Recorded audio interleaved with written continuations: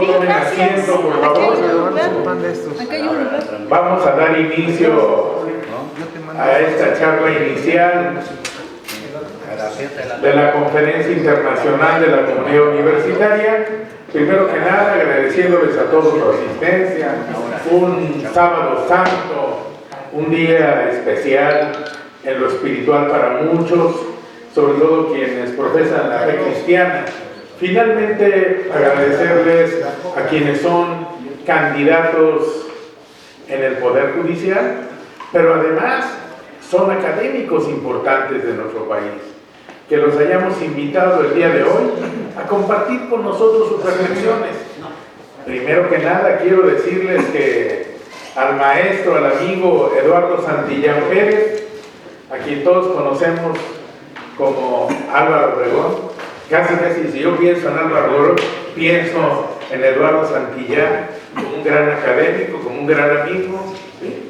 Aquí los jefes de Álvaro Obregón, todos lo quieren, lo admiran y lo respetan. Gracias, mi querido Eduardo, por estar aquí. Y bueno, quiero decirles que hicimos un análisis prospectivo de lo que viene siendo el Poder Judicial en México, y el día de hoy estamos reunidos para conjuntamente con ellos hacer reflexiones que nos lleven a normar un criterio para que finalmente podamos transformar jurídica y judicialmente este país. Quiero dejar con ustedes a un mexicano distinguido que es un gran jurista, que ha sido abogado, maestro, ¿sí?, en la Facultad de Derecho de la UNAM, pero además un hombre distinguido en la Cámara de Diputados, fue presidente de la Comisión de Justicia de la Ciudad de México, una gente que es ejemplar en todas sus actividades, porque es un hombre extremadamente respetuoso de las leyes, extremadamente respetuoso de los amigos. Y bueno, finalmente quiero presentar con ustedes a un personaje que seguramente hará una gran labor en su momento, pues como ministro de la Corte, porque es un hombre que se inscribió para tal efecto y creo que es de los grandes personajes mexicanos a quien debemos de darle un fuerte aplauso. Ruego que le demos un aplauso de bienvenida a Eduardo Santillán Pérez.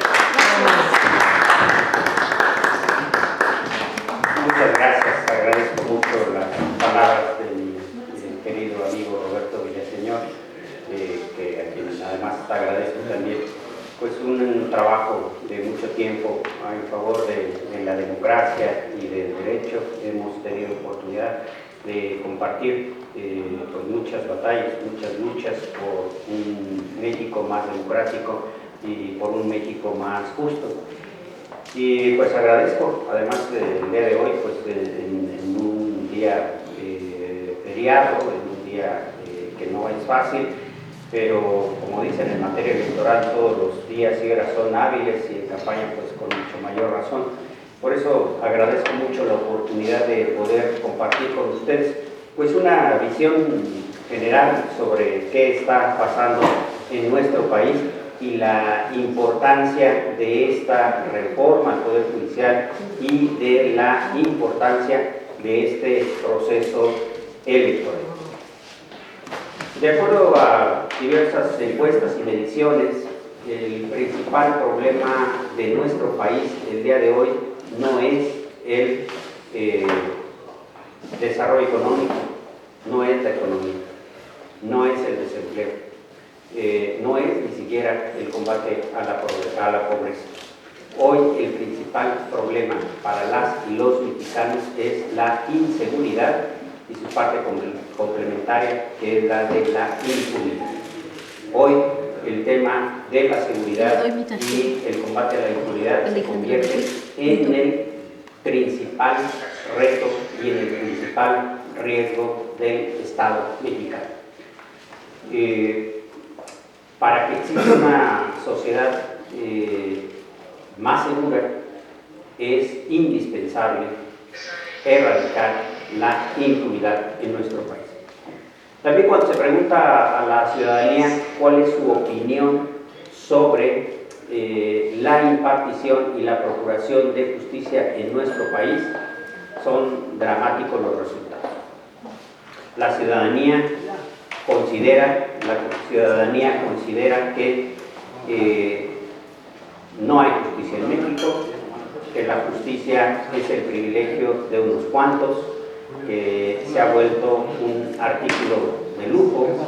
Considera que las personas en estado de reclusión principalmente se trata de personas de escasos recursos, que provienen de grupos sociales de alta vulnerabilidad, que no pudieron tener acceso a una defensa adecuada. Y también considera que muchas de las personas que han cometido un delito, pero que tienen los recursos suficientes para poder pagar grandes abogados o para poder acceder al amparo, pues pueden estar en libertad. El amparo, que es una de las instituciones jurídicas de las que México debe estar más orgulloso, lamentablemente se convirtió en un artículo de lujo, accesible solamente para un segmento social muy específico, muy pequeño. Por eso, esta reforma pues pretende acercar más la justicia a la ciudadanía. Tenemos un problema muy importante, tenemos un problema muy fuerte de qué hacer con la justicia en nuestro país. Esta reforma y esta elección es la punta del iceberg.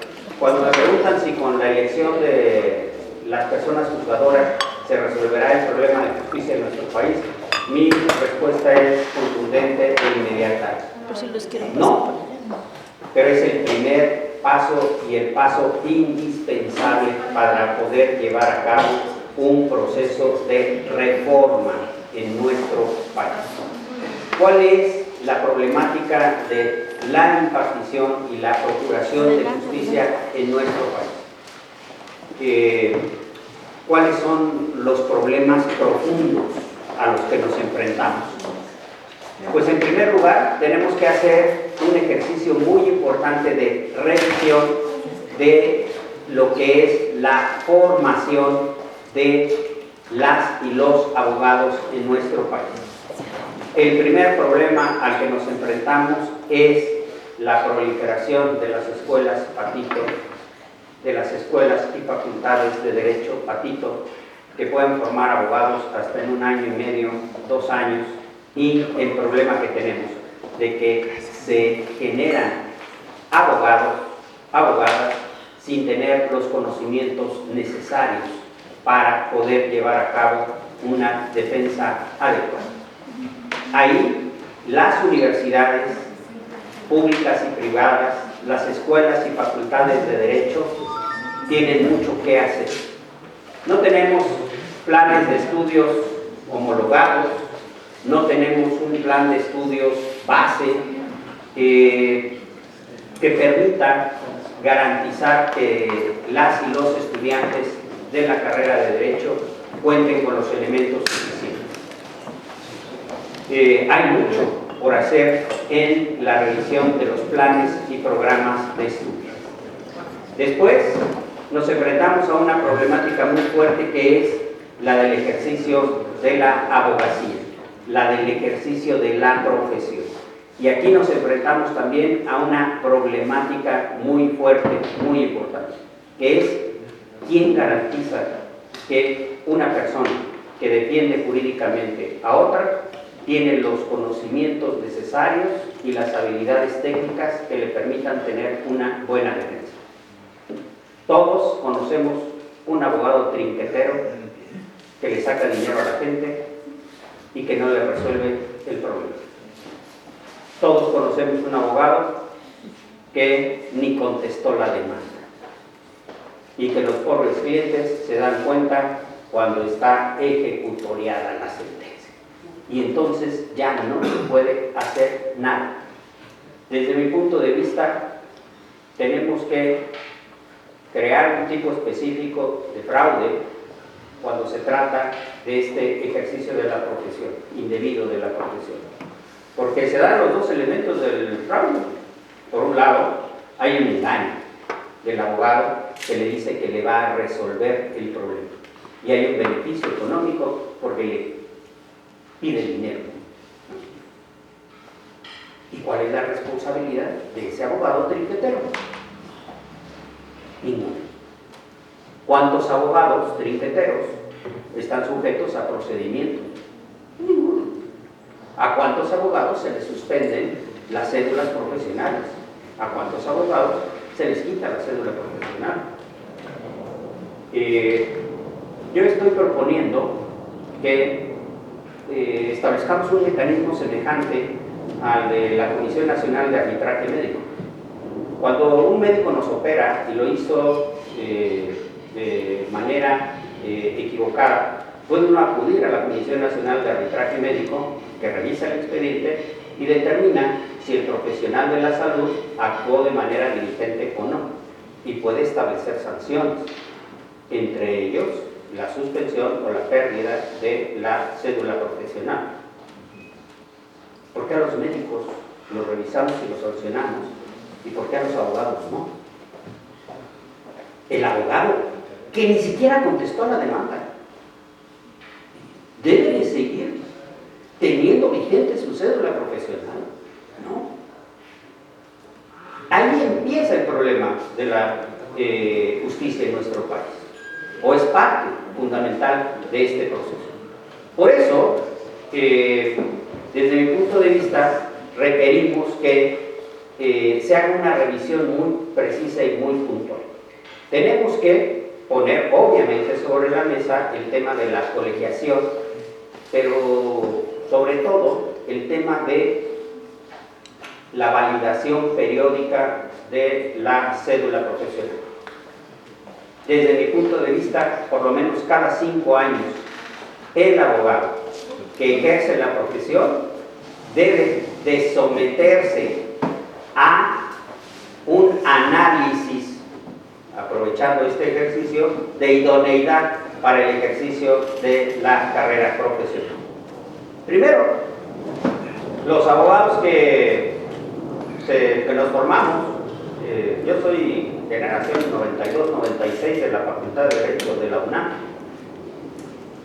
El derecho que estudié en el 92 al 96 es el derecho actual, ¿no? Todos los días. Hay un cambio permanente del derecho.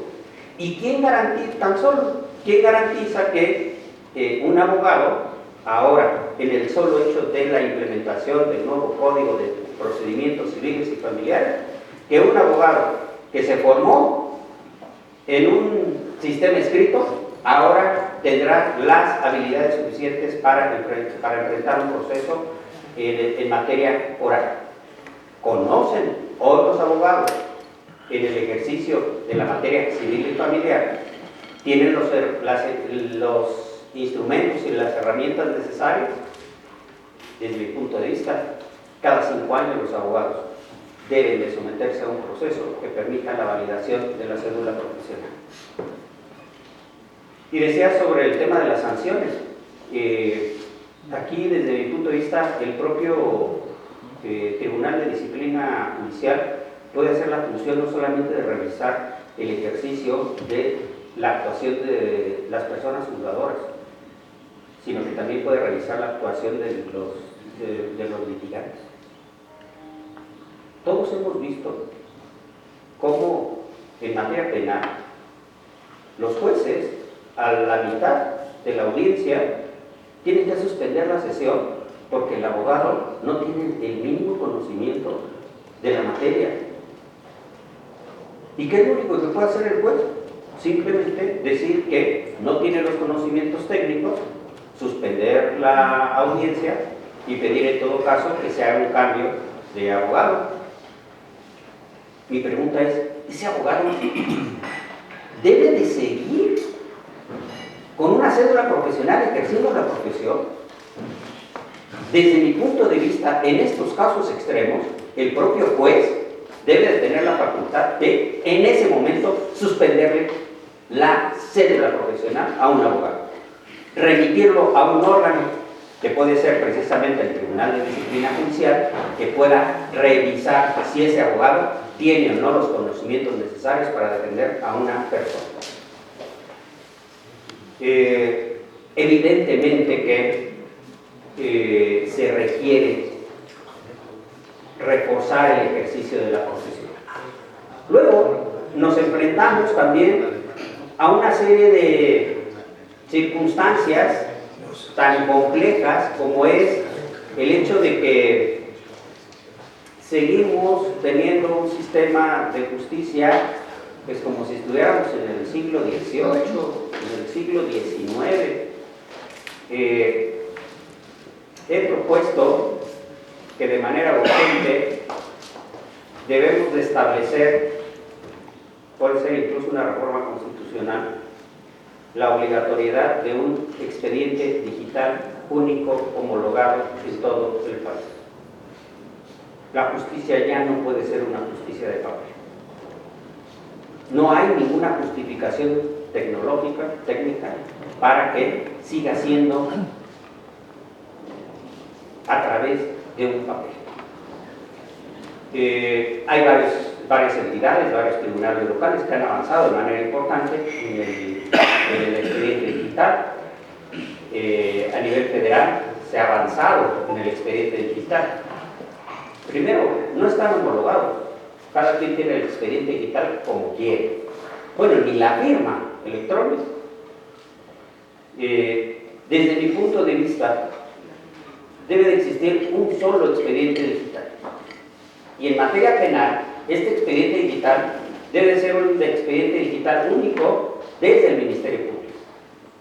Desde que la víctima va y presenta una denuncia a través de mecanismos digitales, debe de estar en posibilidad de que se recabe de manera eficiente. Hay una resistencia en las fiscalías para implementar el expediente digital. Se ha intentado en diversas ocasiones. Se resiste al expediente digital porque el expediente digital no se puede manipular, no se puede cambiar.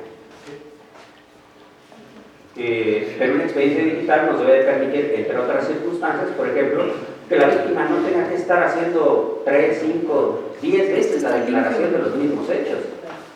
Lo presenta el secretario. Cuando se hace la presentación ante el Ministerio Público relata los hechos ante la Policía de Investigación, ante los peritos. ¿Eso es adecuado? Evidentemente que no. Un expediente digital único nos debería de permitir que el expediente digitalizado, una vez que el Ministerio Público ejerce acción penal, el expediente pase digitalizado hacia el juez, hacia el juzgado. Que el juzgado pueda desarrollar todo el procedimiento por la vía digital. Que cuando se presente una apelación, se vaya el expediente digital. Que cuando se presente el amparo, se vaya el expediente digital al amparo. Que un solo expediente digital tenga prácticamente toda la información sobre ese tema. Tendría muchas ventajas el expediente digital. Primero, el solo hecho de que los justiciables, pues simplemente con un aviso en su correo o hasta en su WhatsApp le digan: oh, ha sido emitida la sentencia. Tan sencillo como que se pueda interponer la apelación, evidentemente, vía digital. Y yo le doy clic y estoy interponiendo la apelación. Y le doy clic y estoy interponiendo el amparo. ¿Qué otra ventaja nos permitiría? La aplicación de nuevas tecnologías, pero sobre todo de la inteligencia artificial. A mí me han preguntado si es posible que la inteligencia artificial sustituya a los juzgados. Pues me parece que si es una justicia inanimada, fría, impersonal, sí podría ser sustituible. Pero desde mi punto de vista, la justicia es una de las expresiones más amplias y precisas de la humanidad. Es una actividad estrictamente humana. Desde mi punto de vista, no es sustituible la inteligencia artificial. No vamos a poder sustituir la justicia humana por la justicia artificial. Pero para eso necesitamos que sea una justicia humana. Si es una justicia inhumana, pues ¿qué más da? Que lo haga una máquina. Lo que tenemos es precisamente que humanizar. Y el solo hecho de que con los expedientes digitales únicos podemos implementar inteligencia artificial, que implica, entre otras cosas, la inteligencia artificial me puede dar un resumen de un expediente en cuestión de segundos. Me puede hacer valoración de tesis jurisprudenciales en segundos. Es decir, puedo avanzar en toda la talacha de lo que implica la revisión del expediente para quedarnos únicamente con la parte fina de los expedientes. Eso sí nos permitiría avanzar en una de las metas de esta reforma, que es poder tener juicios que concluyan en menos de 6 meses. ¿Es factible la justicia rápida, una justicia en menos de 6 meses? Sí. De hecho, existe una justicia que es muy pronta, la justicia electoral. Hay un ejemplo de justicia pronta que es la materia electoral. Un juicio en materia electoral se puede resolver en 15 días, en 20 días. Claro que se puede resolver. Mucho más efectivamente cuando ya tenemos tantos criterios jurisprudenciales y cuando hay tantos antecedentes. Entonces, eso sí implicaría que tengamos una justicia mucho más pronta, expedita. Necesitamos, por lo tanto, repensar la justicia. Eso es a lo que nos está llamando esta reforma. Algunas otras ideas que he planteado. ¿Por qué la justicia está tan lejos? Aquí mismo en la Ciudad de México. De los primeros actos de campaña que hice fue en Topileco, en Tlalpan. Y la gente me decía, es que imagínense nosotros desde Topileco tenemos que ir hasta Niños Héroes a un juzgado de los familiares.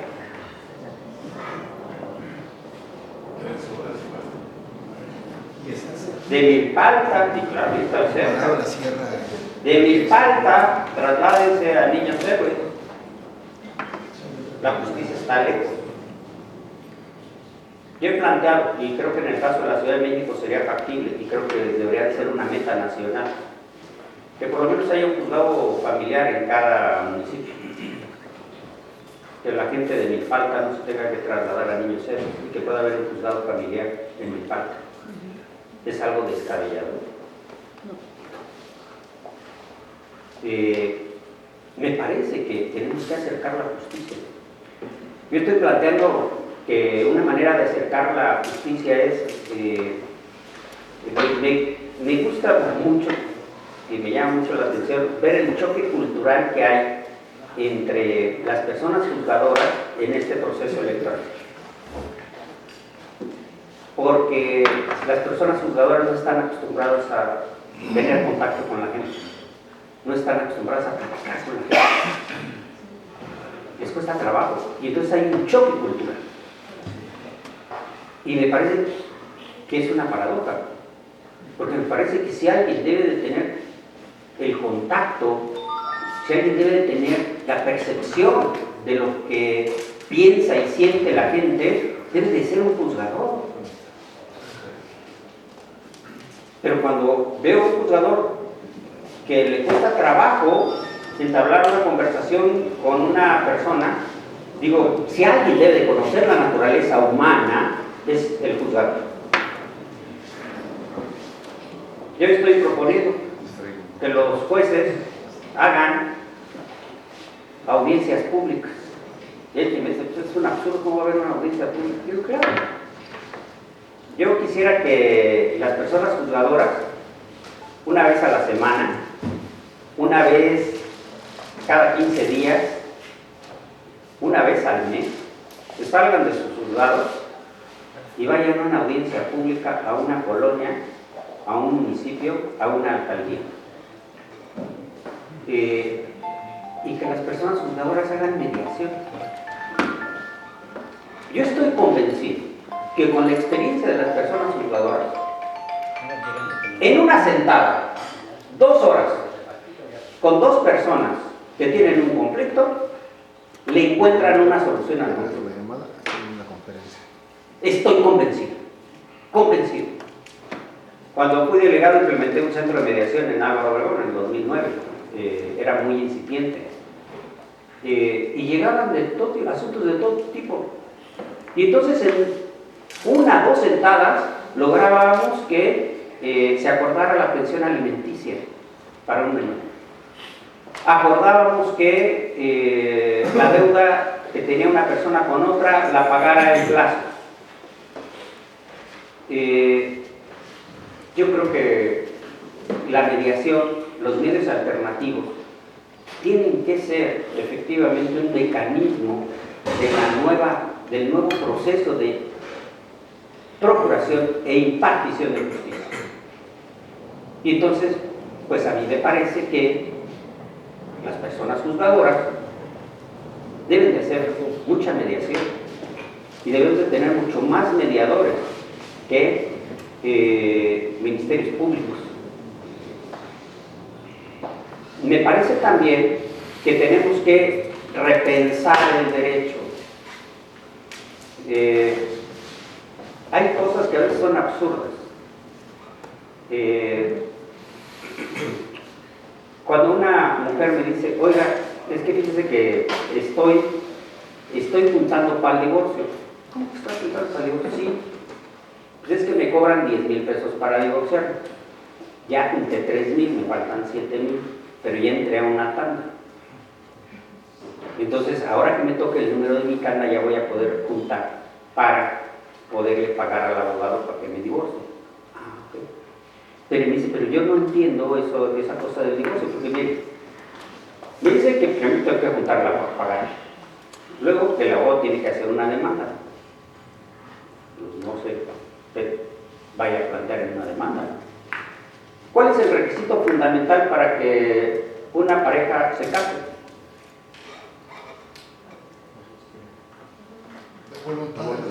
La voluntad. ¿Ven cómo piensan como abogados? El requisito es amar a alguien, ¿no? No siempre. Siempre que le pregunto a las personas que no son abogados qué se requiere para casarse con alguien, la gente me dice amar a alguien. Siempre que le pregunto a abogados qué se requiere, me dicen que la voluntad, ¿no? Yo creo que primero es amar a alguien, ¿no? Y después expresarlo, ¿no? Pero cómo nuestro formalismo jurídico nos lleva a eso. Bueno, partiendo de la idea de que el requisito fundamental para casarse con alguien es amarlo. ¿Cuál es el requisito fundamental para divorciarse de alguien? Dejar de amarse. No amarlo, no amarlo, no amar a alguien. Ok, pues hoy un divorcio es elabora la demanda, preséntala al juzgado, a ver si no hay una prevención, porque si te la previenen, le tienes que desahogar y tienes que perfeccionar. Una vez que ya que te hayan aceptado la demanda, hay que emplazarlo, ¿no? Y entonces hay que llevar al señor notificador, ¿no? Hay que conseguir que nos dé cita, que lo llevemos, que lo invitemos a desayunar, que le demos su propina, a ver si encontramos al inútil, ¿no? En su domicilio, y a ver si lo sabemos. Pero si no si no sabemos en dónde está, ¿no? Entonces hay una cosa rara que nadie entiende que se llaman edictos, ¿no? Y yo no conozco a nadie que en su vida haya ningún edicto, ¿no? Por ejemplo. Luego, para que esa persona pueda contestar. ¿Y qué puede contestar? ¿Qué se puede contestar en una demanda de divorcio? ¿Sí o no? Es un absurdo lo que se puede contestar, ¿no? Yo estoy proponiendo, ¿no? Como dicen en el metro, ¿no? Productos de alta calidad, que venimos ofreciendo. Estoy proponiendo algo que pueda ser lo que yo llamo un divorcio automático, que implica el divorcio por comparecencia. No el administrativo es un acto bilateral. Un divorcio automático que implica, es un mecanismo dirigido a las mujeres. Una mujer que quiere divorciarse, lo único que requiere es ir al juzgado de lo familiar, pedir una cita, llevar su acta de matrimonio, su identificación y en una comparecencia de no más de media hora decir: yo ya no quiero estar con esta persona, quiero que me divorcie. ¿Solo las mujeres? Solo las mujeres, y ¿Por qué ahorita los les hombres? platico por qué.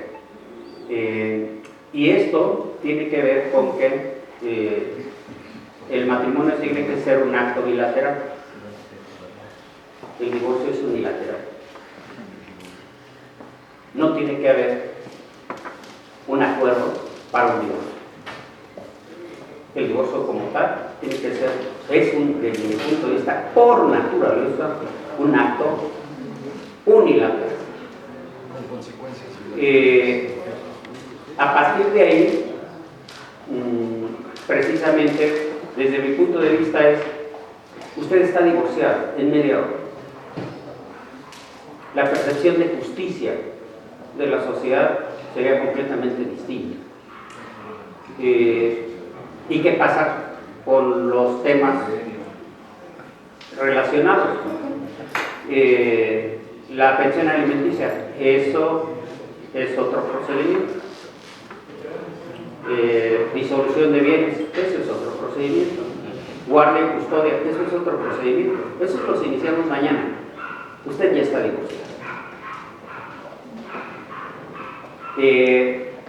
¿Por qué a mujeres y por qué no a hombres?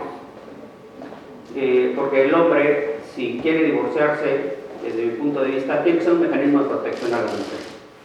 Esta es una forma de violencia hacia las mujeres muy fuerte.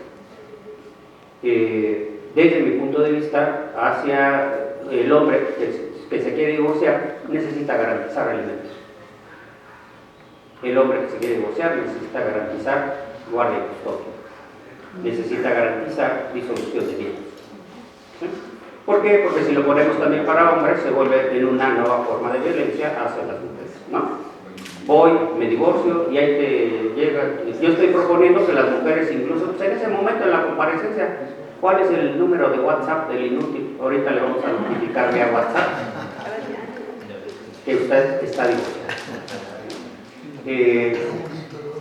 Desde mi punto de vista, hay que replantear. Yo estoy planteando, por ejemplo, que en materia de alimentos, junto con la demanda, se pueda trabar un embargo precautorio en materia de alimentos.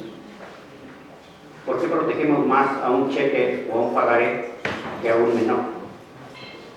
Mientras son peras y son manzanas, mientras vemos si tiene ingresos, mientras vemos si tiene o no patrimonio, hay un embargo precautorio. Y así nos llevemos nada más la pantalla, ¿sí? Ese es un acto de justicia mucho más visible. Concluyo. Solamente quiero decirles que, confesarles algo, que estoy desempleado y que hace unos cuantos meses vi un anuncio en el periódico que decía: se solicita ministro de la Suprema Corte de Justicia. Estoy participando en ese proceso, es un proceso complejo. Primer requisito, es el único cargo de elección popular que establece un nivel de escolaridad, licenciatura.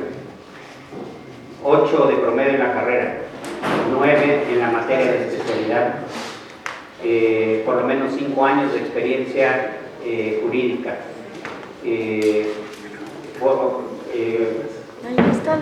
Pasar un proceso de evaluación de idoneidad, en donde hay un examen de conocimientos jurídicos, pero también una revisión de tu actuación personal. Que no seas deudor alimentario, que no hayas cometido un delito, que no hayas ejercido violencia hacia las mujeres. Después de haber pasado ese proceso de idoneidad, que pases por una tómbola. Y después de esa tómbola, algo muy importante es, antes estos cargos, pues se otorgaban a pues, un grupo también de abogados privilegiados. Hoy el último requisito para poder obtener este empleo es que el pueblo lo respalde, el voto popular. Y a mí me da mucho gusto, he estado recorriendo varias zonas del país y me da mucho gusto ir a las colonias más populares, a las zonas pobres de nuestro país, a pedirle trabajo a la gente y decirle: vengo a pedirles trabajo a ustedes. Y les digo, lo que puedo ofrecer, cumplo con los requisitos, pero ¿qué puedo ofrecer? A mí me gustan mucho los letreros de empleo en las fondas, porque es requisito fundamental, ¿no? Tener ganas de trabajar, ¿no? Tengo ganas de trabajar. Creo que no puede haber democracia sin justicia, no puede haber desarrollo económico sin justicia, no puede haber igualdad social sin justicia.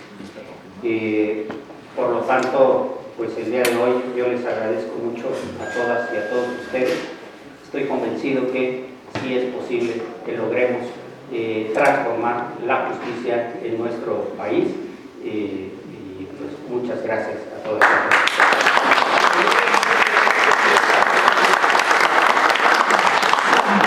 De nuestros invitados, les quiero consultar si hay alguien que quiera hacerle alguna pregunta a nuestro amigo Eduardo Santillán Pérez.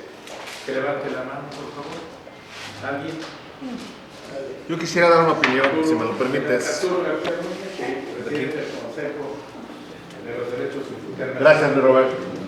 Pues únicamente felicitar a nuestro amigo y candidato Eduardo Santillán Pérez, a quien conozco desde hace muchos años.